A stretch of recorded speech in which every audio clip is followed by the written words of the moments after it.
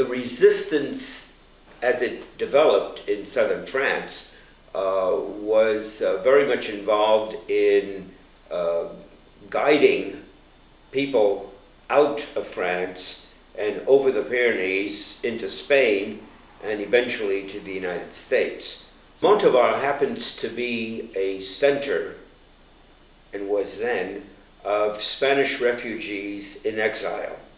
So many of the people who had been involved in the loyalist or Republican government in Spain left and escaped to France when Franco came to power.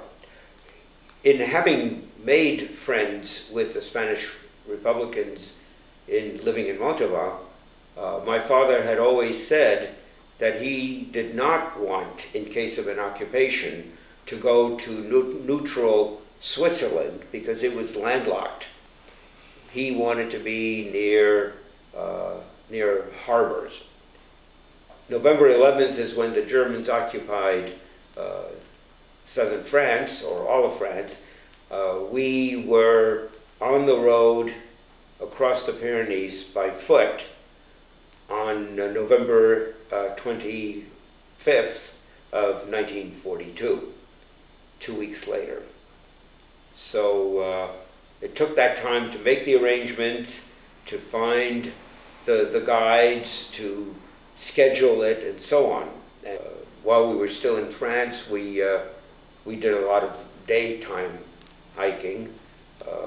I can't judge what the distances were that we covered, but I can tell you that for me, I remember it very clearly as being going on a hike, on a picnic. This was a little adventure, and my folks were at no time, including when the gendarmes were knocking on the door, did they at all signal to me that we're experiencing something that's very dangerous.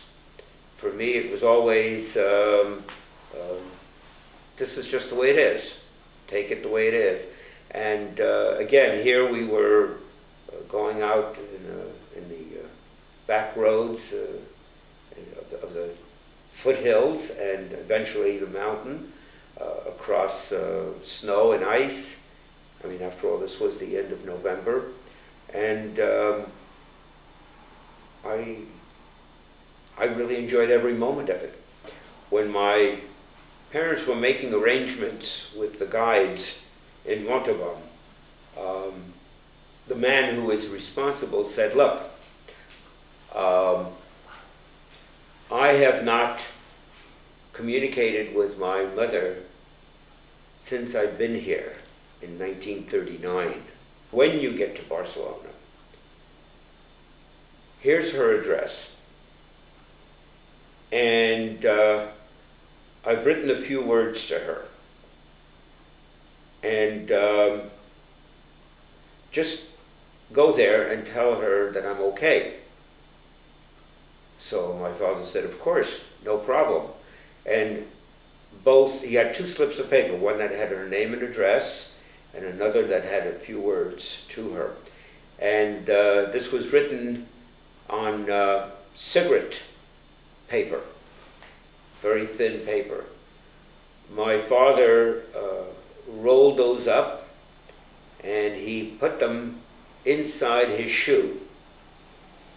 So that he always had them, but they were safe. As part of the arrangement, we were driven from the border to Barcelona. When we got there, my father pulled out the address and said, here, take us to this place. And we went there, we got there. My father took out the other slip of paper with the note. The woman just broke down. I mean, and she says, oh, come in. And the driver says, no, he's got his wife and kid downstairs. She says, well, let's bring him up. So for a week, they put us up in their apartment. So they were the ones who welcomed us and introduced us to their community of progressive Spanish loyalists, Republicans, who had lost the war. And through them we found an apartment and so on, and we eventually were on our own. We lived there for that first winter and spring, and then a special program had been established by the United States, primarily Eleanor Roosevelt and the Joint Distribution Committee along with the Hayas, so that the requirements were that I could go to the United States, but my parents had to remain in Barcelona. So the first group was established in late spring of '43. I was on that list, and at the last minute my parents decided nope, they couldn't do it. And the second convoy of children left in July, and I was on that list, and again, the last minute my name was removed. But then they were informed that there's only one more group going, and that was at the very end of September, and again I was on that list, but this time they let me go. And so I left. We went by train across Spain into Portugal and waited in Lisbon for about a week. And then we got on a Portuguese ship, the Serpa Pinto. We arrived in Philadelphia on October 13th of '43, and there were 10 of us children in that convoy. Interesting side story here is that as a 9-year-old boy, I don't know how I was able to sense this, but one day, shortly after we were out at sea, I said, we've changed direction, we've changed the course. And the next day on the bulletin board, there was a sign that we had made a detour around a battle site that had taken place on October 4th of '43, where 2 U-boats were sunk by a WASP, that is, the ship was a WASP. These P-50 planes with their torpedoes had sunk these 2 U-boats. Otherwise, we probably would not have made it.